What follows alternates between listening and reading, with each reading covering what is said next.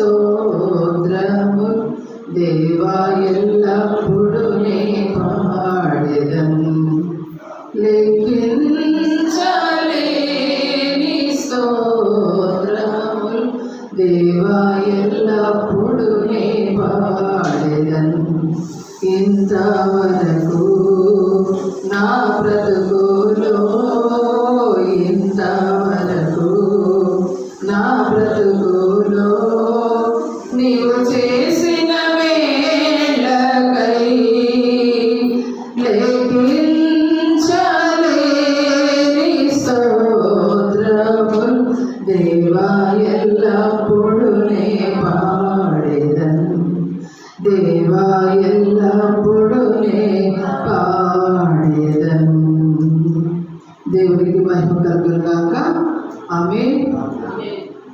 దేవునికి మహిమ కలుగును గాక. అంటే అందరూ ఆమేన్ చెప్తే అందరం కలిసి ప్రభుని స్తుతించినట్టు లెక్క. కాబట్టి ఆ మాట చెప్పగానే దేవునికి మహిమ కలుగును గాక. ఆమేన్. అప్పుడు అందరం కలిసి ప్రభుని స్తుతించినట్టు అనమాట. ఈరోజు ప్రయాణం చాలా ఇవాళ ఎర్ర సముద్రం పైన తీసుకొని వచ్చినట్టుంది. ఇప్పుడే వాతావరణం ఇంత బ్రైట్గా ఉంది చూడటానికి. మరి ఉదయం అన్నయ్య ఫోన్ చేశారు, అలాగే ఉష కూడా ఫోన్ చేసి ఇక్కడ చాలా పెద్ద వర్షం అని మాట కూడా వినపడట్లేదు అన్నారు అన్నయ్య అయితే. సరే మాకైతే వర్షం లేదు, చాలా బాగుంది వాతావరణం. సార్ బయలుదేరు తీరా బస్ స్టాండ్ కృష్ణా బ్యారేజ్ దాటాము. ఇంకా అక్కడ నుంచి ఇంకా అసలు ఎంత భయంకరంగా కొండలు నల్లగా కనపడుతుంది.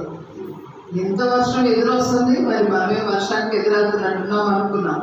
తీరా ఇంకా కొంచెం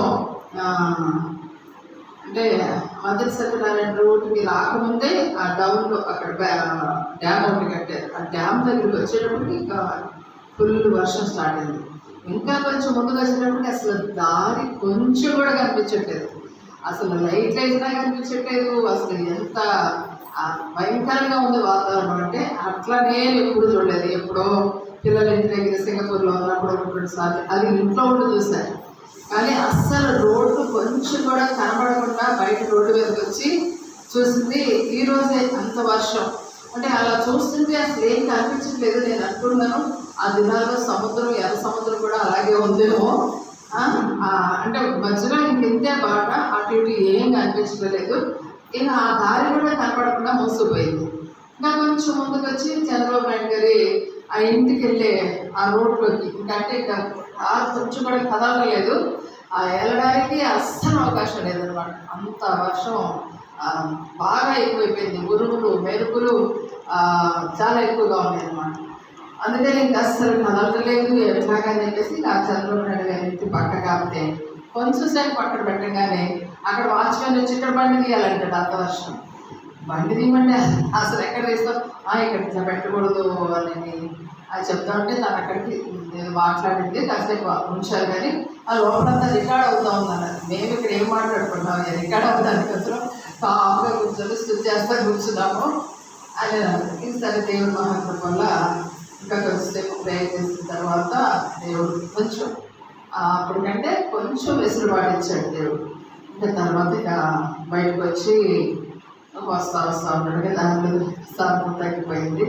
అంటే సృష్టి అది తిరగబడితే ఎంత భయంకరంగా విలయతాండవం చేస్తుందో ప్రొద్దున వాటిలో బయలుదేరేటప్పుడు బాగానే ఉంది.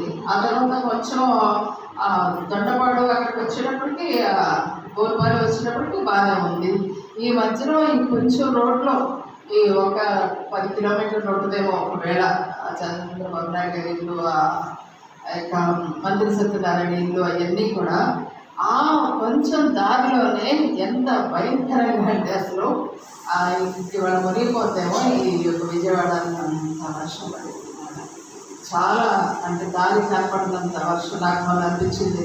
విజయవాడలో అన్నీ మునిగిపోయినాయి. అప్పుడు వర్షం లేదు, ఒకటి వర్షం కాదు, గాలి వర్షం అనమాట. అందుకని ఏ చెట్లు తిరిగి పడతాయో అని అదొక భయం. కొన్ని ఏ పోల్స్ వెళ్తుంటే మరి పోల్స్ పడిపోతాయో అని ఒక భయం.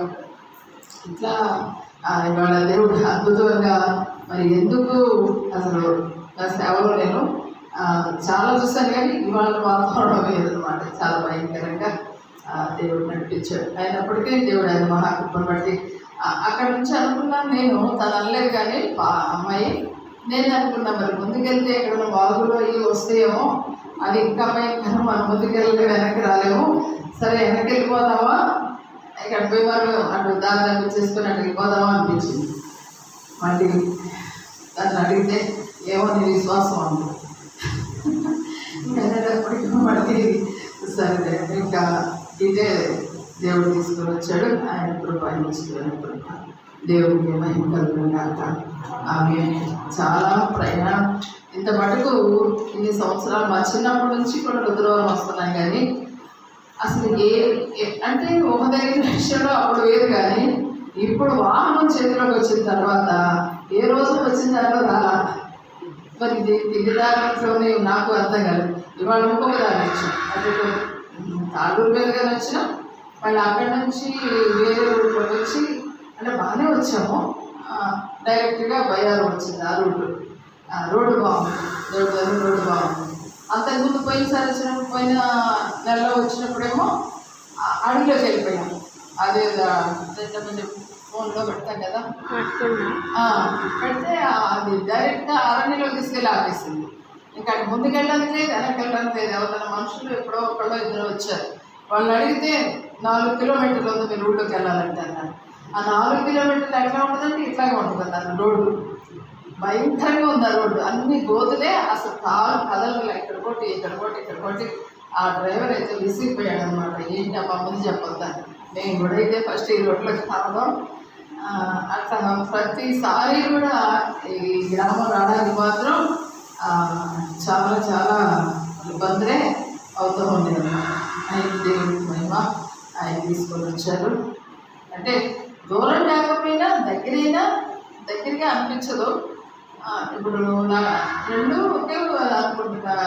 భీమవరం కూడా 65-70 కిలోమీటర్లు ఉంటుంది. మరి ఇది కూడా విజయవాడకి ఇక్కడికి అంతే ఉంటుందేమో, మరి నాకైతే ఐడియా లేదు. కానీ అదేంటంటే కొంచెం సులువుగా ఇంటి దగ్గర ఎక్కితే ఇంకా డైరెక్ట్గా బస్సు అయినా చర్చి ఉండాలి. ఇంకా అదే రోడ్డు అదే చర్చి, ఆ రోడ్డు మీద దిగేసి లోపలికి వచ్చేస్తాం. అందుకని ట్రబుల్ అనిపించింది. 7 గంటలకు బస్సు ఎక్కితే 9:30కి చర్చిలో ఉన్నాం, 7:30కి. కానీ ఇది ఎట్లాగదే అటు ఎక్కాలి, బస్సు ఎక్కాలి, మళ్ళీ యావనంతులు బస్సు దిగాలి, మళ్ళీ ఇంకో బస్సు ఎక్కాలి, మళ్ళీ ఇక్కడ చాలా రిస్క్తో కూడినటువంటి ప్రయాణం. ఓకే, నేను ఇక్కడ కూర్చున్నాక అనుకున్నాను యేసుప్రభు నడిచి ప్రయాణం చేశారు మరి ఆ రోజుల్లో. మరి ఎట్లా ప్రయాణం చేశారు, మనకు వాహనాలు ఇస్తేనే విసుగు వస్తుంది ప్రయాణానికి. మరి ఆయన నడిచి మరి రూపాంతర కొండకి వెళ్ళినప్పుడు, రూపాంతర కొండ చాలా అన్ని కొండల కంటే రూపాంతర కొండ చాలా ఎత్తైన కొండ అనమాట. చాలా ఎత్తుగా ఉంటుంది. సగం దూరం వరకు పెంచిన బస్సులో వెళ్తాము, ఆ తర్వాత కొంత దూరమేమో ఇంకా వేరే కారులో వెళ్తాము. అట్లా నడిస్తేనే 7-8 గంటలు పడుతుంది కొండ ఎక్కడానికి. బెంజి బస్సుల్లో వెళ్తే, మామూలు బస్సులు అసలు ఎక్కవు, బెంజి బస్సులో వెళ్తేనే అన్ని గంటల ప్రయాణం అన్నమాట. అంత ఎత్తైనటువంటి కొండ పేతురు, యోహాను, యేసుప్రభు ముగ్గురు వేసి ఎక్కేశారు. అంటే దేవుడు సరే మనం అంటే మరి దేవుడు అంటాం, యేసుప్రభు దేవుడిగా ఆ రోజుల్లో మరి మసలకపోయినా దేవుడనే అంటాం, చేసే దేవుడు కదా, అందుకనే ఆయన చేసేసాడు, ఎక్కేశాడు. మరి పేతురు, యోహాను గారు ఎట్లా ఎక్కారు? అంత ఎత్తైన కొండ పేతురు, యోహాను గారు ఎలా ఎక్కారు? ఇది అద్భుతం. మరి అప్పుడు ఏమైనా పరిశుద్ధాత్మను పొందుకొని ఉన్నారా? అది కూడా లేదు.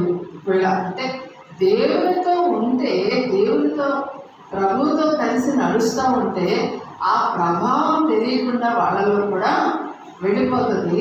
వాడు ఎలా నడుస్తారో ఆ శక్తి వాళ్ళకి తెలియదు. ఇంకా దేవుడే అవలీలగా ఆవలి దాటింపజేస్తాడు అనమాట. నేను అనుకున్నా మనం ప్రార్థనలో ఉన్నప్పుడు పరిశుద్ధాత్మ మనల్ని కమ్ముకుంటే కనుక మనం ఎలాగైతే ప్రార్థన చేయడానికి ఇంకా ఎక్కువ ఆశపడతామో, ఎక్కువ ఆసక్తి కలిగి ప్రార్థన చేస్తామో, అంటే పరిశుద్ధాత్మ దేవుడు మనల్ని నడిపిస్తాడు, శక్తినిస్తారు, బలం ఇస్తారు, ఒక సంతోషం, ఒక హ్యాపీనెస్ ఉంటుంది ఆ ఆత్మలో ప్రార్థన చేస్తూ ఉన్నప్పుడు.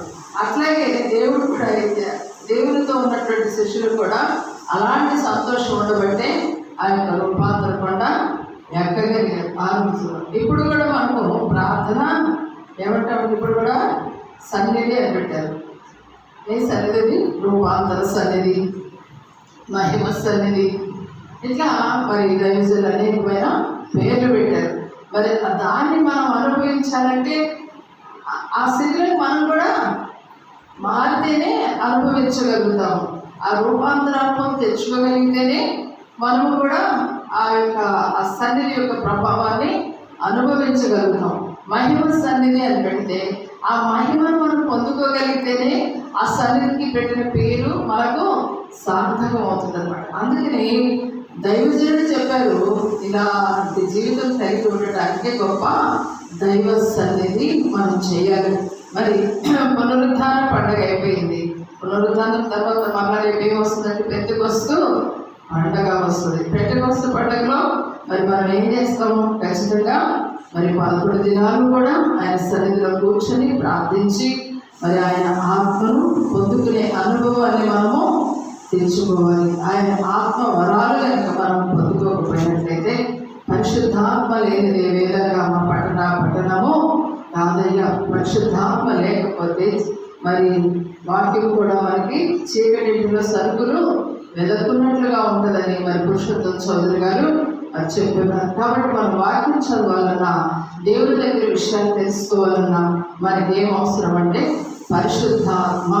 పరిశుద్ధాత్మ లేకపోతే మనకు మర్మములు బయటపరచబడవు. పరిశుద్ధాత్మ లేకపోతే మనము నడవలేము. పరిశుద్ధాత్మ లేకపోతే రేపు రాకడలో ఎత్తబడలేము. ఎత్తబడతామా? అని శక్తి లేకపోతే మెరుపు ఎంతసేపు వచ్చింది? ఉదయం చూస్తే రెప్ప పాటే కన్ను అసలు ఎంత అసలు ఆ మెరుపు వేగం ఇంకా దేనికి ఉండదేమో. మెరుపు వేగం దేనికి? ఇవాళ కొంచెం ఇంటర్నెట్ వచ్చిన తర్వాత మరి ఇక్కడ ఫోన్ కొడితే అక్కడ ఫోన్ అయిపోతుంది. ఇవాళ లైవ్ చూడాలి పిల్లలు అంటే ఇక్కడ ఫోన్ కొట్టగానే అక్కడ కనపడుతుంది. అంటే అది కూడా ఎంత స్పీడ్ కాదనమాట. అలాగే ప్రభు రాకడ కూడా మనము ఎత్తబడాలి అంటే అంత సిద్ధపాటు మనకు కూడా అవసరము. అంత సిద్ధపాటు కావాలంటే మనం కూడా ఏం చేయాలంటే మరి దైవజనుడు నేర్పించినటువంటి అనుభవాల్లోనికి మనం వెళ్ళాలి. మరి ఇక్కడ చూడబోతే మరి ప్రభు పునరుద్ధానం అయిన తర్వాత ఇందాక మనం చదువుకున్నటువంటి 2వ పాఠంలో లూకాసు సువార్త 24వ అధ్యాయంలో కుమార్ చదువుకుందాం. లూకాసు సువార్త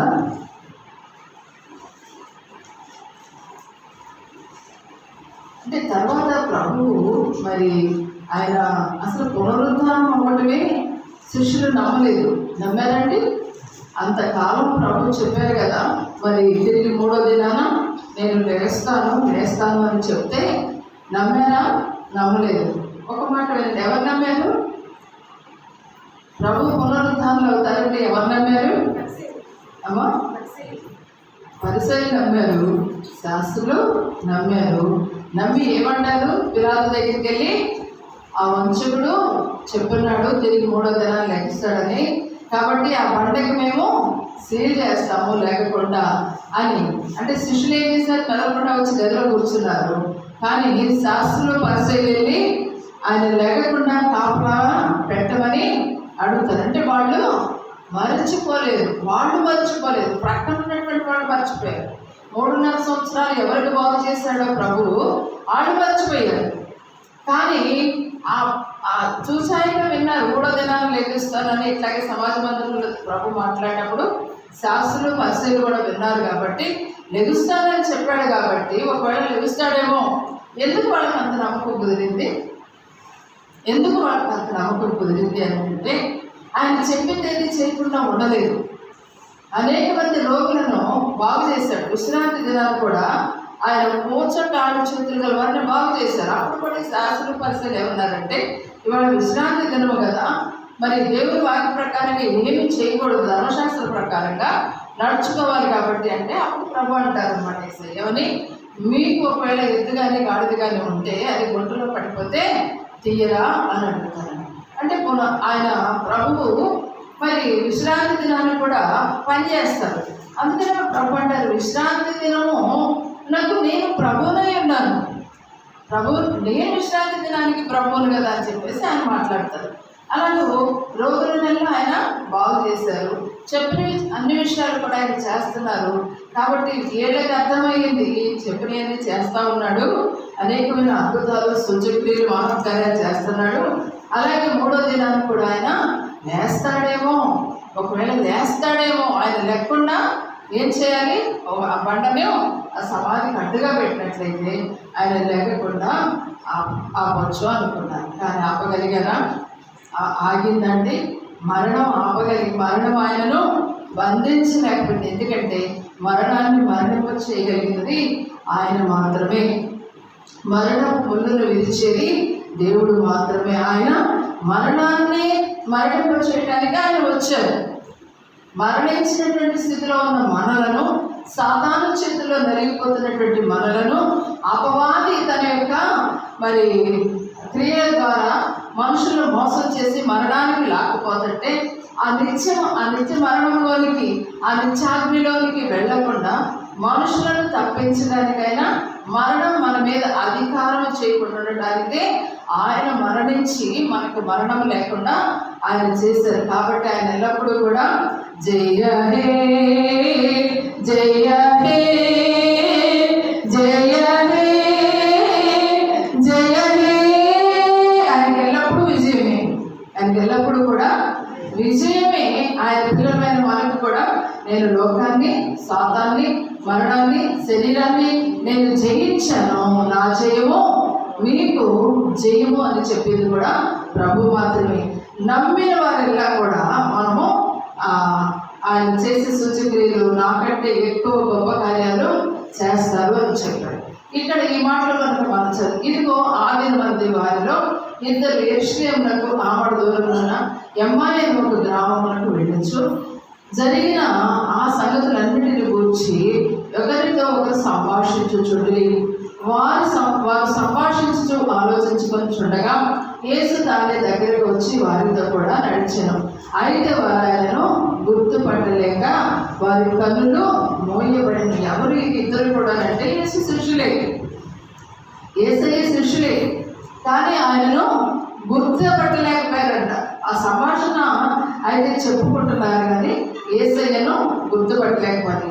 మరి సమాధి దగ్గరికి మొట్టమొదటగా వేకువజామున వెళ్ళింది ఎవరు అంటే మగ్దలేనే మరియ. మగ్దలేనే మరి వెళ్ళి కూడా ఏం చేసింది, ఆవిడ సమాధి తెరవబడి ఉండడం చూసింది కానీ ప్రభువును గుర్తుపట్టలేకపోయింది. అందుకని ఆయన ఏమంటుంది, మరి ప్రభుని ఎవరెత్తుకు పోయారో మీరు చెప్పండి, తోటమాలి అనుకొని ప్రభుని ఎవరెత్తుకు వెళ్ళారో చెప్పండి, నా ప్రభుని నేను మోసుకొని వెళతాను. ప్రేమిస్తుంది, చాలా ప్రేమిస్తుంది. ప్రభుని మోసుకొని వెళ్ళేంత దైవజనులు అన్నారంట. మగ్దలేనే మరి ప్రభుని ఎంత ప్రేమించిందంటే యేసు ప్రభు వారు కనుక ఒక గుప్పెడంత అయితే గుడుక్కను మింగేసి గుండెల్లో పెట్టుకుందాం అనుకుందంట. ఎవరు? మరియా.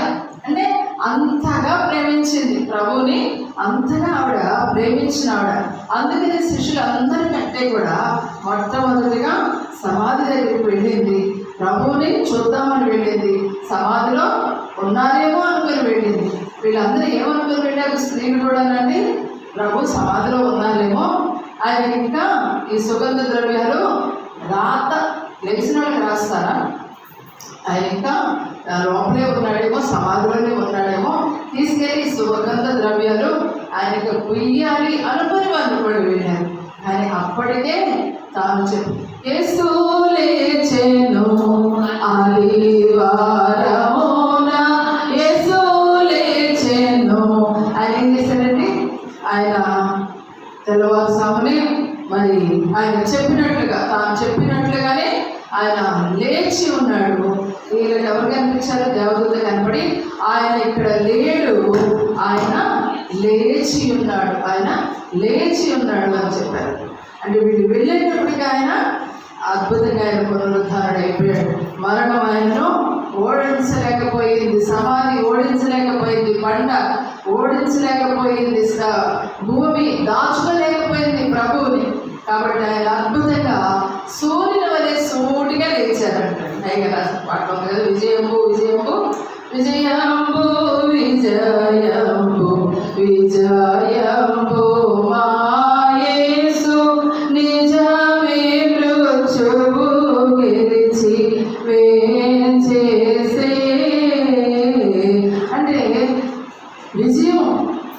యేసు ప్రభు యొక్క మరణంలో కూడా విజయం ఉన్నది. ఆ విజయమే దేవుని పిల్లలకు కూడా, అంటే ఆయన మొదటిగా పునరుద్ధానుడయ్యాడు. మృతులలో నుండి ప్రథమ ఫలముగా యేసు ప్రభు లేచి ఉన్నారు. అప్పటి వరకు లేచినట్టు ఎవరైనా ఉన్నారా? ఎవరు? లాజరు చనిపోయి లాజరు లేచిరా అంటే లేచి వచ్చాడు, కానీ తర్వాత అయినా లాజరు చనిపోయాడు, మరలా తిరిగి బ్రతకలేదు. తర్వాత నాయేలి కుమార్తె ఆవిడ చనిపోయింది, కానీ మరలా తిరిగి బ్రతికినా కూడా మరలా చనిపోయింది. అలాగే వెధవరాలి కుమారుడు చనిపోయాడు, కానీ మరలా లేపినా కూడా తిరిగి చనిపోయాడు. కానీ తిరిగి చనిపోకుండా ఉన్నది ఎవరంటే నజరేయుడైన యేసుక్రీస్తు ప్రభు ఒక్కరు మాత్రమే. ఆయన తిరిగి లేచాడు. మరెన్నడూ యూదా రాజసింహం తిరిగి లేచెను, తిరిగి లేచెను, మృతిని గెలిచి లేచెను. యూదా రాజసింహం తిరిగి లేచెను, పునరుద్ధానుడిగా మరణింపడు, మరణింపడు, మరెన్నడు మరణింపడు, పునరుద్ధానుడిగా మరణింపడు, మరణింపడు, మరెన్నడు మరణింపడు. యూదా రాజసింహం తిరిగి లేచెను, తిరిగి లేచెను, మృతిని గెలిచి లేచెను. యూదా రాజసింహం తిరిగి లేచెను. తిరిగి లేచినాయా? మరెన్నడూ కూడా చెప్పండి, మరెన్నడూ కూడా మరణించాడు అనమాట. ఇప్పుడు తిరిగి లేచిన ఆయన నజరేయుడైన యేసుక్రీస్తు ఆయన తిరిగి లేచాడు. మరెన్నడూ కూడా ఆయన మరణించాయన కానే కాదు. అటువంటి గొప్ప దేవాది దేవుని గురించి ఇక్కడ వీళ్ళు ఏం చెప్పుకుంటున్నారంటే, ఆ సంభాషణ అంతా యేసు ప్రభు తన దగ్గర ఉండి వారితో కూడా అయితే వారు ఆయన గుర్తుపట్టలేక వారి కన్నులు ఆయన మీరు నడుచుతూ ఒకరితో ఒకరు చెప్పుకొచ్చిన ఈ మాటలేమని అడుగుగా వారు దుఃఖములై నిలిచి వారిలో ప్రేమ అనేవాడు యెరూషలేములో బస చేయించుంది. ఈ దినంలో అక్కడ జరిగిన సంగతులు నీవు ఒక్కడవే ఎరగవా అని ఆయనను అడిగాను. ఆయన అవి ఏమని వారిని అడిగినప్పుడు వారు నజరేయుడైన యేసును గురించిన సంగతులే ఆయన దేవుని ఎదుటను ప్రజలందరి ఎదుటను క్రియలోను వాక్యములోను శక్తి గల ప్రవక్త అయి ఉన్నాడు. అయ్యో, ఈ యొక్క యెరూషలేములో ఎంత గందరగోళం జరిగింది కదా 3 రోజుల క్రిందట. యెరూషలేము అంతా కూడా ప్రభువుని నజరేయుడైన యేసుక్రీస్తును సిలువ వేసి యెరూషలేము అంతా తిప్పారు కదా. యెరూషలేము అంతా గందరగోళం అయిపోయింది. నీకు తెలియదా అని ఎవరు అడుగుతున్నారండి? అంటే ఈయన తిరిగి లేచిన తర్వాత తనను తాను శిష్యులకి కనబరుచుకుంటున్నారు. వాళ్ళ మనసుకున్నటువంటి ఆ వేదన ఆయన చూస్తున్నారు. ఎందుకంటే వాళ్ళతో ఆయనకు పని ఉన్నది, ఆ శిష్యులతో ఆయనకు పని ఉన్నది. కాబట్టి వీళ్ళు మర్చిపోయారు, కానీ అంటే మర్చిపోయారంటే గుర్తుపట్టలేకపోతున్నారు, కానీ ప్రభు ఎన్నడూ కూడా వాళ్ళని విడిచిపెట్టేది. అందుకని వీళ్ళు ఏమంటున్నారంటే, అయ్యో నీకు తెలియదా ఆయన దేవుని ఎదుట ప్రజలందరి ఎదుట కూడా ఆయన ఎటువంటి ఆయనంటండి క్రియలోను వాక్యంలోను శక్తి కలిగిన ప్రవక్త అయినాడంట. ఇది ప్రభువు ఒక్కడికే వర్తిస్తుందా? ఈ క్రియ కానీ వాక్యం కానీ ప్రభువు ఒక్కడికే వర్తిస్తుందా అంటే మనకి కూడా. పునరుద్ధానం ప్రభువు ఒక్కడికైనా అంటే మనకి కూడా. అవునా కదా? రేపు యేసుప్రభు వారు వచ్చినప్పుడు ఎంతమంది అయితే మృతులవుతారో మొదట మృతులైన వారు లేపబడుదురు. ఆ మీద అక్షయులు భూమి మీద నిలుచుకుంటూ మనము కూడా ఆయనతో పాటు వెళదామని మరి తెస్సలోని పత్రిక 4వ అధ్యాయంలో రాయబడి ఉంటుంది కదా. అంటే మనము కూడా ఏమవుతామంటండి, ఒకవేళ ప్రభునందు నిద్రిస్తే ముందుగానే లేపబడతాం ప్రభు ఆయన సృష్టితో వచ్చినప్పుడు. ఒకవేళ భూమి మీద సజీవులుగా ఉన్నట్లయితే, సిద్ధపడి ఉన్నట్లయితే అందరూ లేపడతారని చెప్పం, అందరూ ఎత్తపడతారని చెప్పం. ఎవరైతే సిద్ధపడి ఉంటారో, ఎవరైతే యేసు వలె జీవించడానికి సిద్ధపడతారో, ఆయన వలె ఉండడానికి ఇష్టపడతారో అలాంటి వారు మాత్రమే రేపు ప్రభుని ఎదుర్కోగలరు. మృతులైన వారు లేపబడటం వేరు, సజీవులుగా నిలిచి ఉండేవారు ప్రభుని ఎదుర్కొనట అంటే అసలు ఆ భూమి మీద మరణపు వాసన అనేది ఎంత, నా మాట మీకు అర్థమవుతుందా? చాలా సంతోషమైన మాట. అసలు మరణమే లేకుండా ఉంది, మరణం లేకుండానే ఈ దేహం వెళ్ళిపోయిందంటే దేవుడి దగ్గరికి దేహం వెళ్ళదు. ఈ శరీరం మార్పులన్నీ మహిమ శరీరం ధరించి రెప్పపాటులో ప్రభువుని ఎదుర్కొంటుంది సజీవంగా. అంటే ఎంత సంతోషం, ఎంత సంతోషం. అసలు అసలు మాకేంటి ఒక భయం ఉంటుంది, చనిపోతామేమో, అమ్మో చచ్చిపోతే ఎంత ఉంటుందా? ఉండదు. అందరికీ ఉంటుంది ఇది కదా. మరణ భయం అనేది అందరికీ ఉంటుంది. ఏదో ప్రభునందుండి పరలోకాన్ని బాగా చూసేవాళ్ళు తప్ప చూసి కాస్త అటుగా ఉండేవాళ్ళు అందరికీ కూడా మరణం అంటే భయం. కానీ సిద్ధపడి ఉండి ప్రభు వచ్చినాక ఈ వేళ నేడు రేపో నా ప్రియుడేసు మధ్యాకాశానికే తెంచును, నేడు రేపో నా ప్రియుడేసు మధ్యాకాశానికి మహిమాన్వితుడై ప్రభు యేసు మహీతలమునకు తెంచును, మహిమాన్వితుడై ప్రభు యేసు మహీతలమునకు తెంచును, నేడు రేపో నా ప్రియుడేసు మధ్యాకాశానికే తెంచును. నా ప్రియుడేసుని సన్నిధిలో వేదన రోదనాలుండవు, నిత్యము హల్లెలూయా ఆనంద ధ్వనులే ఆయన సన్నిధిలో ఉంది. అటువంటి ఆయన సన్నిధికి మరి రేప్షన్ అంటే ఎత్తబడింది అంటే మన సజీవులుగా ఎత్తబడటం అది చాలా అద్భుతమైన, మనం తలంచుకోవడానికి కూడా ఆలోచించడానికి కూడా చెప్పుకోవడానికి కూడా భయం. ఎందుకంటే మనం ఆదివారం సంఘానికి రావడానికే చాలా కష్టం కదా. అంటే అన్నీ కుదిరితే ఆదివారం ఏం పని లేకపోతే ప్రయాణాలు లేకపోతే అప్పుడు వస్తాం అంతే కదండి. కానీ చాలామంది ముందు వాళ్ళ పనులు తర్వాత దేవుడు. కానీ కొంతమంది ఉంటారు దేవుడి కొరకు వాళ్ళ సొంత పనులు కార్యాలు ఆపుకొని ఎవరైతే సమర్పణ భావం కలిగి నా ప్రభు ముందు తర్వాతే నేను, నా ప్రభు పరిచర్య ముందు తర్వాతే నేను, నా కుటుంబం కూడా నా ప్రభు తర్వాత, ప్రభు పరిచర్య తర్వాతే నా కుటుంబం అయినని ఎవరైతే త్యాగం కలిగి సమర్పణ కలిగి యథార్థ హృదయం కలిగి దేవుడి కొరకు నమ్మకంగా ఉంటారో దేవుడు వాళ్ళని ఖచ్చితంగా ఆయన కృప చూస్తూ ఉంటాడు ఆయన ఎల్లప్పుడూ కూడా. కానీ అలా కాకుండా మరి ఆదివారాలే ప్రయాణాలు, ఉపవాస ప్రాంతాల్లోనే ప్రయాణాలు అంటే సంవత్సరంలో ఎన్ని ఆదివారాలు మానేస్తాం మనము. దేవుడు అంటున్నాడు సంవత్సరం అంతా కూడా నా విశ్రాంతి దినమును పరిశుద్ధంగా ఆచరించిన ఎడల నేను మిమ్మల్ని ఉన్నతమైన గౌరవలను ఎక్కిస్తానని ఆయన చెప్తున్నాడు. మరి మనం విశ్రాంతి దినాన్ని ఎన్ని వారాలు మానేస్తామో, ఎన్ని ఆదివారాలు ఆయనకి మనం ఎక్కడో దగ్గర వెళ్తాం కానీ నీ రిజిస్టర్లో అన్ని లైన్గా రైట్ ఉంటున్నాయా లేకపోతే మరి అటు ఇటుగా ఉంటుందా మనం ఒకసారి ఆలోచించుకుందాం.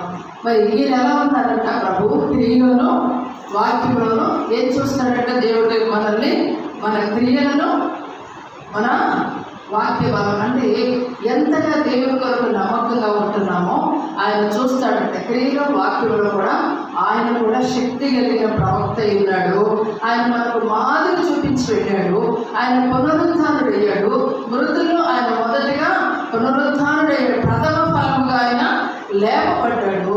ఆ మీదగా సజీవులమైన నిలిచిండు మనం ఆయనతో కూడా వెళ్ళే వాళ్ళం కాబట్టి మనం కూడా ఎలా ఉండాలి, ఆయన నడిచిన మార్గంలో. పౌలు ఏమంటున్నాడు, నేను క్రీస్తును పోలి నడుచుకున్న ప్రకారం మీరు నన్ను పోలి ఏమంటున్నారు చెప్పాలి,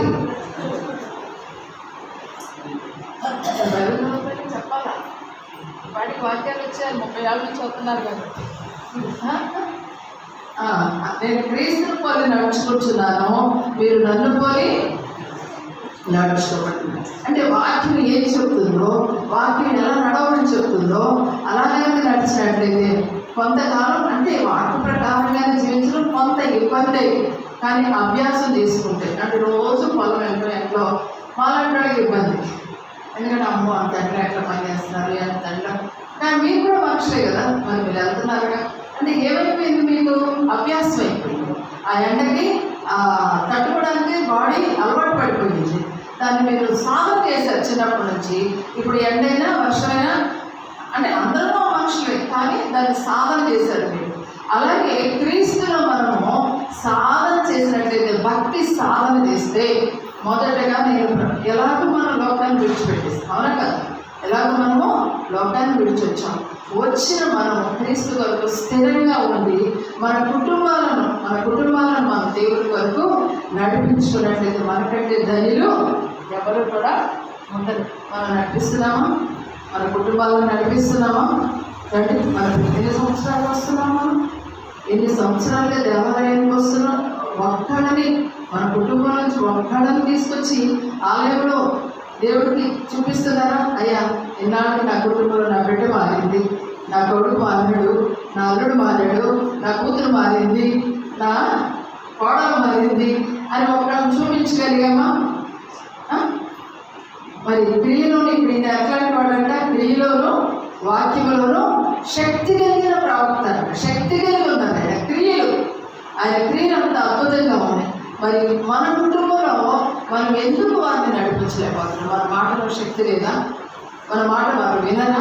వింటారు. ఎప్పుడంటే నువ్వు బలమైన ప్రార్థన వారి కొరకు చేసినప్పుడు, నువ్వు కన్నీరు కాల్చినప్పుడు దేవుని సన్నిధిలో ఆయన ఖచ్చితంగా విందును మీ ప్రార్థనలు మరుల విజ్ఞాపనలు అన్న దేవుడు ఈ ప్రార్థన వినకుండా నువ్వు అడిగిన అన్నిటికంటే కూడా రక్షణ కార్యం బహు త్వరగా చేస్తాడు దేవుడు. అన్ని కార్యాల కంటే కూడా నువ్వు భూలోకంలో ఏది అడుగుతావో అవన్నీ ఇస్తాడు, లేకపోతే.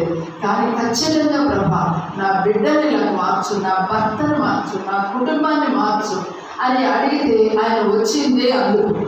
ఆయన వచ్చిందే రక్షణ కార్యం. ఆయన చనిపోయిందే ఆయన రక్షణ ఇవ్వడానికి, ఆయన తిరిగి లేచిందే ఆయన రక్షణ ఇవ్వడానికి. కాబట్టి మనం అడిగింది ఏది కూడా ఆయన కాదు, లేదు అని చెప్పే దేవుడు కాదు. అందుకని ఆయన క్రియలు వాక్యంలో కూడా శక్తి కలిగినటువంటి ప్రవక్తగా ఉన్నాడు. మన జీవితాలను కూడా అలా మార్చేయ, నా క్రియలు శక్తిగా ఉండాలి, నాలో నీ ఆత్మ బలమైనటువంటి ఆత్మగా ఉండాలి, నీకు ఇష్టమైన క్రియలు కలిగి ఉండాలి, నీకు ఇష్టమైన జీవితాన్ని నేను జీవించి నేను కూడా మరి ఒక మంచి బలమైనటువంటి వ్యక్తిగా నీ కొరకు జీవించాలని చెప్పుకోవాలి. మరి ఎందుకంటే శిష్యులతో దేవుడు ఉండి వాళ్ళని ఆయన తట్టు తిప్పుకున్నాడు. ఇంకా తర్వాత కనుక మనం చదివితే కనుక వాళ్ళతో పాటు ఆయన ఇంటికి వెళ్తాడు. వాళ్ళు రమ్మంటారు, ప్రభాలు ఇక్కడ దాకా వచ్చాడు తెలకు రామ ఇంటికంటే వెళ్తారు. ప్రభు వెళ్ళి రొట్టె విరిచి వాళ్ళకి ఇవ్వగానే ఆయన అదృశ్యుడైపోతాడు అన్నమాట. అప్పుడు వాళ్ళకి అర్థమైపోతుంది ఈయన ప్రభు సుమి అని అనుకున్నారు. అలాగే ఇంకొక దగ్గర అంటే ఈ దినాలు మనకి ఎటువంటి దినాలంటే రేపు ఆరంభమయ్యే దినాల వరకు కూడా తనను తాను శిష్యులకి ప్రత్యక్షపరుచుకుంటూ ఉన్నారు. ఈ దినాలన్నీ కూడా మనకి ఎలాంటి దినాలంటే ప్రభువును చూచే దినాలు. ఈ 40 దినాలు కూడా ప్రభువును చూచే దినాలు, ప్రభు స్వరం వినే దినాలు. ఈ 40 దినాలు కూడా ఎందుకంటే తనను తాను శిష్యులకి ప్రత్యక్షపరుచుకుంటున్నారు. యోహాను సువార్త 7వ అధ్యాయం కూడా మనం చూసినట్లయితే అటు తర్వాత ఆయన తిబెరియా సముద్ర తీరమున శిష్యులకు మరలా తనను ప్రత్యక్షపరుచుకున్నాడు. ఇక్కడేమో ఎమ్మాయి గ్రామంలో శిష్యులకు ప్రత్యక్షపరుచుకున్నాడు, ఇక్కడేమో తన శిష్యులకు సముద్ర తీరమున శిష్యులకు మరలా తన్ను ప్రత్యక్షపరుచుకున్నాడు. ఆయన తను ప్రత్యక్షపరుచుకునే విధం ఏమనగా, సీమోను పేతురు, దిదుమ అనబడిన తోమాయి, గలిలయలోని కానాను ఊరివాడకు నతనయేలు, జెబెదయి కుమారుడు సీమోను పేతురు, నేను చేపలు పట్టబోదునని వారితో అనగా, వారు మేము నీతో కూడా వచ్చేదమని. వారు వెళ్ళి దోణి ఎక్కిరు కానీ ఆ రాత్రి ఏమీ పట్టలేదు. ఎవరన్నారంట ముందు? సీమోను పేతురు ఏమంటున్నాడు? నేను చేపలు పట్టడానికి వెళుతున్నాను అని చెప్పినప్పుడు వీళ్ళు కూడా ఏమంటారు? అనగా మేము కూడా నీతో వచ్చేవారు. ఇంకేం చేస్తారు? ఖాళీగా కూర్చొని ప్రభు వెళ్ళిపోయారు. వాళ్ళకి ఏమి చేయాలో అర్థం కావట్లేదు. మరి ఇర్మియా గ్రంథంలో ఉంటుంది, ఎస్కేలోనే ఇర్మియాలో ఉంటుంది, కాపరిని కొట్టగా గొర్రెలు చెదరిపోయాను అని ఉంటుంది. ఇప్పుడు కాపరి లేడు, వీళ్ళకి ఏం చేయాలో అర్థం కావట్లేదు. 33 సంవత్సరాలు ప్రభుత్వం ఉన్నారు, ఇప్పుడు నడిపించే నాయకుడు లేడు. లేనప్పుడు వీళ్ళ మనసులు చెదిరిపోయి ఉన్నాయి అన్నమాట, చెదిరిపోయి ఉన్నాయి. ఇప్పుడు బయటికి వెళ్తేనేమో మరి ఏం జరుగుతుందో తెలియట్లేదు, అలాగని ఖాళీగా కూర్చోలేదు. సలహా చెప్పి ధైర్యం చెప్పి ప్రభువా లేకుండా అయిపోయారు. అందుకని మరి పెద్దగా ఉన్నటువంటి ఈయన పేతురు గారు ఏం చేశారు, నేను ఇంకా మొదట చేపలు పట్టేవాడిని కదా, అవునా కదా. పేతురు గారు ఫస్ట్ వృత్తి ఏంటండి, ఫస్ట్ చేపలు పట్టడమే కదా. అని నేను చేపలు పట్టడానికి వెళ్తున్నాను అన్నప్పుడు మేము కూడా నీతో పాటు వస్తామన్నారు శిష్యులందరూ కూడా. ఎవరన్నా ఏదన్నా అయ్యో కాదు ప్రభు చెప్పారు కదా, మళ్ళీ ఆయన వస్తారేమో కనపడతారేమో, ఆయన మాట విందాము, ఆయన తిరిగి లేస్తానని చెప్పాడు, మరి ఆయన ఆ రోజు తిరిగి లేచాడు కదా, మన మధ్యలోకి వచ్చాడు, నా సమాధానం మీకు కలుగును కాక అని చెప్పారు కదా, ఒకవేళ మళ్ళీ ప్రభుని అడగదాము, మళ్ళీ ఆయన కనపడినప్పుడు ఆయన ఏమైనా ఎదురు చూస్తారా అంటే వాక్యం వినవాళ్ళే త్వరగా తగ్గిపోతున్నట్టు ఉంది ఇక్కడ. విని కూడా వాళ్ళలో ఏం కలగలేదు, ఇంకా విశ్వాసం అనేది ఇంకా వాళ్ళలో వృద్ధి అవ్వలేదు, విశ్వాసం పెంపారలేదు అనమాట. అందుకని వాళ్ళు త్వరగా వాళ్ళు మేము మళ్ళా చేపలు పట్టడానికి వెళ్ళిపోతామని ఆ సముద్రం దగ్గరికి వచ్చారు. అయితే అక్కడికి వచ్చిన తర్వాత సూర్యోదయం రాత్రంతా వాళ్ళు చేపలు పడుతున్నారు. రాత్రంతా దోణి వేశారు, ఆ దోణిలోకి వెళ్ళారు, మరి వల వేశారు, చేపలు పట్టారు. రాత్రంతా కూడా ఏంటంటే ఏం జరిగిందంటే అక్కడ ఏం జరిగిందంటే ఒక్క చేప కూడా వాళ్ళకి దొరకలేదంటే. ఎందుకు దొరకలేదంటే అక్కడ దేవుని మాట లేదు, దేవుని యొక్క వాక్ అక్కడ లేదు. వాళ్ళ సొంత ఆలోచన, వాళ్ళ సొంత నడిపింపు ప్రకారంగా వెళ్ళారు. అయితే సూర్యోదయం చూడగా యేసు ధరిని నిలిచినాం. అయితే ఆయన యేసు అనే శిష్యులు గుర్తుపట్టారు. ఎన్నిసార్లు వాళ్ళు గుర్తుపట్టుకుని ఉన్నారో చూడండి. అక్కడ భర్తలేని మరీ గుర్తుపట్టలేదు, ఇక్కడ ఎంఐ గ్రామంలో శిష్యులు గుర్తుపట్టలేదు, మళ్ళీ ఇక్కడ ఈ యొక్క సముద్రం దగ్గర కూడా 3.5 సంవత్సరాలు ఆయనతో ఉండి కూడా ఆయన ఆకారం ఏంటో, ఆయన ఎత్తు ఏంటో, ఆయన పొడవు ఏంటో, ఆయన ఎటువంటి వాడో అప్పటికి కూడా వాళ్ళు గుర్తుపట్టలేదంట. ఇది నేను అనుకుంటాను ఇది ప్రభుకి ఎంత బాధాకరమో. చాలాసార్లు మనం కూడా ప్రభు మాట్లాడదాం అనుకున్నప్పుడు ఆ టైం మనం సన్నిధిలో కూర్చోం. ప్రభు మన దగ్గరికి వచ్చి ఆయన కనబడాలనుకున్నప్పుడు మనం సన్నిధిలో కూర్చోం. అట్లా ఎన్నిసార్లు ప్రభు మన దగ్గర నుంచి వెళ్ళిపోయారు కదా. మన దగ్గరికి ఆ రోజు ఇవాళ రోజు ప్రభు మన దగ్గరికి వచ్చి మాట్లాడాలనుకుంటారు.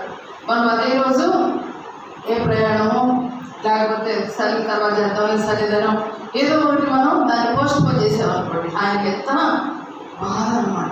ప్రభు కూడా ఇక్కడ అలాగే అయ్యో వాళ్ళు గుర్తుపెట్టలేకుండా అయిపోయారు. అయితే ఆయన అంటున్నారు కదా, అయినప్పటికీ శిష్యులు దూరం అవుతున్నారు కానీ ప్రభు మాత్రం వెనువెంటే ఉంటున్నారు. యేసు పిల్లలారా భోజనమునకు మీ యొద్ద ఏమైనా ఉన్నదా అని అడగగా లేదని వారు ఆయనతో చెప్పి, అప్పుడు ఆయన దోణికుడి పక్కన వారు వేడి మీకు దొరుకునని చెప్పినాం. గనుక వారు అలాగ వేయగా చేపలు విస్తారంగా పడినందున వాళ్ళ లాగలేకపోయాయి. రాత్రంతా వారేశారు, చేపలు పడలేదు. దేవుడు ఏమైనా అడిగారు, ప్రభు ఏమైనా అడిగారు, పిల్లలారా మీ దగ్గర తినడానికి ఏమన్నా ఉన్నదా, ఏమన్నా ఉందా తినడానికి? ఎప్పుడు అడిగాడండి ఈ మాట? 5,000 మందికి ఆహారం పెట్టినప్పుడు కూడా ఏమన్నా ఉన్నదా అంటే ఆ చిన్న పిల్లవాడు ఏం చేశాడు, కొన్ని చేపలు కొన్ని రొట్టెలు తీసుకొచ్చి ఇస్తే అవి 5,000 మందికి ఇంకా అంతకంటే ఎక్కువగా సమృద్ధిగా సరిపోయినట్లుగా మనం చూస్తున్నాం. ఇక్కడ కూడా ఆయన అదే మాట అన్నారు, మీ దగ్గర ఏమన్నా ఉన్నదా. దేవుడు ఈ యొక్క విందు పరిచర్య ఎక్కడి నుంచి వస్తుంది? అబ్రహాం కాలం నుంచి కదా. అబ్రహాం ఏమన్నాడు, అయ్యా మా దగ్గరికి రండి. మధ్యాహ్న కాలం సమయంలో అయ్యా రండి, ఇందుకే కదా నీ దాసుల దగ్గరికి వచ్చారు, ఈ దాసులు ఇచ్చే విందుని మీరు స్వీకరించి వెళ్ళండి. ఇస్సాకు కూడా అంటాడు, నాయన నేను తిని నేను దీవించినట్లుగా నా కొరకు నీవు వేటాడి మాంసంలో తీసుకొని రా. అలాగే నాయన విధవరాల దగ్గర ఏలియా చెప్తాడు, ఇదిగో ఆవిడ దగ్గరికి వెళ్ళు, మొదటి అప్పము నీకు చేసి మనం 3.5 సంవత్సరాలు కరువు కాలంలోనే పోషించబడి. అంటే విందు ద్వారా అది పెట్టే కొంచెమే కానీ దాని ద్వారా ఎంత ఆశీర్వాదం. అబ్రహాం ఎంత ఆశీర్వాదం పొందుకున్నాడండి? ఆ పూట దేవుడికి విందు పెట్టి ఎంత ఆశీర్వాదం పొందుకున్నాడు? ఇస్సాకుని చక్కని కుమారుని ఆశీర్వాదంగా పొందుకున్నాడు. ఆ వాగ్దాన పుత్రుని పొందుకున్నాడు. ఆ ఒక్కడి ద్వారా ఇశ్రాయేలు దేశం ఏర్పడిపోయింది కదా. అంటే చేసేది చిన్న కార్యమే కానీ దాని ద్వారా వచ్చేటటువంటి ఆశీర్వాదము బహు బలమైనది అనమాట. అట్లాగే ఇక్కడ ప్రభు కూడా అంటారు, పిల్లరా మీ దగ్గర తినడానికి చెప్పండి ఏమన్నా ఉందా? అంతకుముందు ఉంది, అంతకుముందు భోజనం ఉంది. మరి ఇప్పుడు ఏమీ లేదు అంటే ఎందుకు లేదు? ఇప్పుడు ఏమి ఒక మాట నా మాట్లాడండి, కొంచెం సేపు 5 నిమిషాలు ముగిస్తాను. ఇప్పుడు ఏమీ ఎందుకు లేదంటే అప్పుడు ప్రభుతో ఉన్నారు శిష్యులు, ప్రభుతో ఉన్నారు కాబట్టి అప్పుడు సమృద్ధి ఉంది. ఇక్కడ ప్రభువుని విడిచి వాళ్ళు వచ్చేసారు, వాళ్ళ సొంత ఇష్ట ప్రకారంగా వాళ్ళు వలయడానికి వచ్చేసారు. అందుకోసం ఇక్కడ ఏమీ లేకుండా వాళ్ళు రాత్రంతా వలేసినా కూడా ఆ రోజుల్లో వాళ్ళు పని చేయకుండానే చిన్నవాళ్ళు తెచ్చిస్తేనే, లేకపోతే ఇంకా ఏదో ఒక రీతిగా ప్రభు ఆహారం పెట్టారు 3.5 సంవత్సరాలు కూడా. కానీ ఇక్కడ ప్రభుని ఎప్పుడైతే విడిచారో వీళ్ళకి ఏమి లేకుండా అయిపోయిందంట. వీళ్ళు కష్టపడినా అందులో ఏం ఫలితం లేకుండా అయిపోయింది. తర్వాత తినడానికి కూడా వాళ్ళ దగ్గర ఏమీ లేకుండా అయిపోయింది. ఎందుకు అయిపోయిందంటే అక్కడ ప్రభుతో ఉన్నారు, ఇక్కడ ప్రభుతో లేరు. అందుకని ఇక్కడ లేని అనేది కనబడుతూ ఉందన్నమాట. అందుకని ప్రభుకి అది ఇష్టం లేదు. అందుకని వెంటనే ఆయన అన్నారు, మీరు గుడి పక్కన మీరు బాగా వేయండి. మీ ఆయన పేరు గారు అయ్యా రాత్రంతా మేము కష్టపడ్డాము, వేసాము, మాకు ఒక్క చేప కూడా దొరకలేదు. చాలామంది భక్తి చెప్తా ఉంటారు, ఏమని చేపలు పట్టే వాళ్ళకి ఎక్కడ వలేస్తే చేపలు పడతాయో వాళ్ళకి తెలుసు, అక్కడే వలేస్తారు. కానీ వీళ్ళకి తెలియదా? వీళ్ళకి కూడా తెలుసు, కానీ మాట, దేవుని మాట అక్కడ లేదు, దేవుని ఆజ్ఞ అక్కడ. యోన సముద్రం నుంచి వేయగానే చేపలు ఎందుకు మింగేసింది? యోనాకి దేవుని యొక్క చేపకి దేవుని యొక్క మాట ఉంది.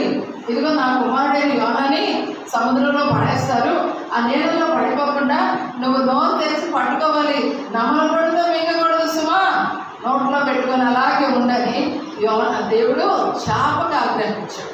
కాబట్టి ఆ యొక్క సముద్రం పక్కనే, ఆ నావ పక్కన, ఓడ పక్కనే వెళ్తూ ఉంది. ఎప్పుడైతే యోనాన్ని వేస్తారో వెంటనే నోట్లో పెట్టుకొని అలాగే ఉంటుంది. అలాగే ఇక్కడ చేపలు పడాలి. ఆ రాత్రి వాళ్ళకి చేపలు పడినాయి అనుకోండి, ఎలాగే ప్రభువు మాట వింటారా? ఎందుకంటే వాళ్ళకి సముద్రం ఇంకా వ్యాపారం చేసుకోవడానికి చేతి నిండా ఉంది కాబట్టి ఇంక వాళ్ళు వినకపోవచ్చు, అది మనకు తెలియదు. కానీ అక్కడ చేపలు అయితే మాత్రం పడాలి. ఇప్పుడు దేవుని మాట వచ్చింది కాబట్టి ఇప్పుడు వాళ్ళు వేస్తే ఏమవుతుంది?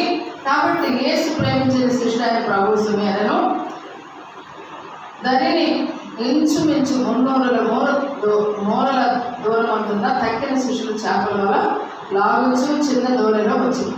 వారు దిగి రాగానే అక్కడ ఏముందంట, నిపులు దానికి పైన లేదు వారు. అప్పుడు ఆయన ధోని గుడి ప్రక్కన వాళ్ళు వెళ్ళి మీకు దొరుకుతుందని చెప్పారు కనుక వారు అలాగే వేగ చేపలు విస్తారంగా పడినందున వల్ల లాగలేకపోయింది. దేవుడు ఇస్తే ఎలా ఇస్తాడంటే, దేవుడు ఇచ్చే దీవెన ఆశీర్వాదం ఎలా ఉంటుంది? విస్తారంగా ఉంటుంది. విస్తారమైన దీవెనలు ఆయన అనుగ్రహించగలరు. ఎప్పుడు అంటే ఆయన నీ మాట చొప్పున, అక్కడ ఏమన్నారు? నీ మాట చొప్పున. వాళ్ళందరినీ కూడా వలవేశారు, ఏమీ పడలేదు. కానీ ఇప్పుడు ఏం చేస్తున్నారు? నీ మాట చొప్పున వేస్తున్నాము. కాబట్టి ఇప్పుడు వేగానే ఎదురుకి విస్తారమైనటువంటి చేపలు, వాళ్ళు వల బయటికి తీసుకురాలేదంటే చేపలు, లాగలేదంటే చేపలు వచ్చినాయి. వారి పాలి వాళ్ళు వచ్చి లాగే వాటిని లెక్క చూస్తే సీమోను పేతురు ధోని ఎక్కి 11 వచ్చిన వలలు అందరికీ లాగి అది 153 గొప్ప చేపలతో నిండెను. చేపలు అంత విస్తారంగా పడినను వల పిగలేదు. వల ఎందుకు వల పిగలేదు? ఆయన మాట ఉన్నప్పుడు వివాహం ఇందులో ద్రాక్షరసం అయిపోయినా అక్కడ ఆయన మాట ఉంది కాబట్టి ముందు ద్రాక్షరసం కంటే తర్వాత ద్రాక్షరసం కూడా మంచిదిగా ఉందన్నమాట. ఇక్కడ కూడా ఆయన మాట ఉన్నది కాబట్టి ఏమి జరిగిందంటే వల పిగలలేదు. సరి కదా, విస్తారమైన 153 గొప్ప చేపలు ఉంటాయి. గొప్ప చేపలు అంటే అవి ఎంత పెద్దయో అందుతుందా? ఆయన మాట చప్పుడు చేస్తే మనకు కూడా ఏం కలుగుతుంది? గొప్ప ఆశీర్వాదం. అందుకే ప్రతి విషయంలో కూడా మామూలుగా లోకంలో సాగుంటే ఏమంటుంది, అన్నీ వంట చేసిన తర్వాత అందులో ఉప్పు వేయకపోతే అది ఏముంటుంది? ఎంత నూనెలు వేసినా, ఎంత మసాలాలు వేసినా, ఎంత కారాలు వేసినా, ఏమి చేసినా సరే ఏముండదండి. ఉప్పు లేకపోతే రోజు ఉప్పు లేదా రాత్రి టేస్ట్ ఉప్పు లేకపోతే చవిసారములు లేని ఏమంటారండి ఇశ్రాయేలీలు, అయ్యా ఈ చవిసారములు లేని ఆహారము మాకు వద్దు అంటారు. అలాగే ఉప్పు లేకపోతే చవిసారం లేని ఆహారం ఉంటుంది. ఎప్పుడైతే ఆ ఉప్పు వేస్తారో ఆ కూరలో అది ఎంతో టేస్టీగా మారిపోతుంది. అలాగే దేవుని మాట ఎక్కడ ఉంటుందో అక్కడ ఆశీర్వాదం ఉంటుంది. దేవుని మాట ఎక్కడ ఉంటుందో అక్కడ దేవుని, అది కుటుంబమే కావచ్చు, సంఘమే కావచ్చు, వ్యక్తిగత జీవితం కావచ్చు, ఏదైనప్పటికీ దేవుని మాట ప్రకారంగా నడుచుకుంటే మాత్రము మనందరం కూడా దీవించబడతాము, దేవుని రాకడకు ఎత్తబడతాము. దేవుని కొద్ది మాటలు దీవించుకున్నాక ఆమె మహాపరిశుద్ధుడు మా తండ్రి సర్వాధికారి వందనాలు స్తోత్రాలు చెల్లిస్తున్నాను. ప్రభు చూపించండి, మహిమ పొందండి నాయన. అయ్యా నీ మాట ప్రకారంగా నడుచుకోవడానికి సహాయం చేయండి ప్రభా. తండ్రి నీకు వందనాలు స్తోత్రాలు చెల్లిస్తున్నాను. నీ మాట మమ్మల్ని బ్రతికిస్తుంది, నీ మాట మమ్మల్ని నోరు చేస్తుంది, నీ మాట మీద మాకు శ్రద్ధ నిలిపి ఆయన ఎవరైతే నీ వాక్యం ఎంతో శ్రద్ధ నిలుపుతారో వారిని నీవు తండ్రి ఎంతో ఐశ్వర్యవంతులుగా దీవించే దేవుడు అయినా నాయన కృప చూపించి మహిమాతంతా ప్రభావాలు పొందుకునండి. వాక్య ప్రకారంగా నడుచుకోవడానికి సహాయం చేయండి. ఆయన క్రియలోనూ వాక్యంలోనూ శక్తి కలిగిన ప్రవక్త అయినాడు తండ్రి. అలాగే ప్రభు మా జీవితాలు కూడా శక్తి కలిగి ఉండడానికి సహాయం చేయండి, ఆత్మ కలిగి ఉండడానికి సహాయం చేయండి. కృప చూపించి మహిమాతంతా ప్రభావాలు మీరు పొందుకుని సహాయం చేయండి. దేవాలయం మరి ఉషవాణిలో జరిగిపోయేటటువంటి కోడికలో కూడా తండ్రి వారి పరిశుద్ధాత్మ దేవ మీరు మాకు తోడుగా ఉండి మాట్లాడి మహిమ పొందమని కృప చూపించినారు. యేసు నామములో వేడుకొంచున్నాము తండ్రి, ఆమేన్.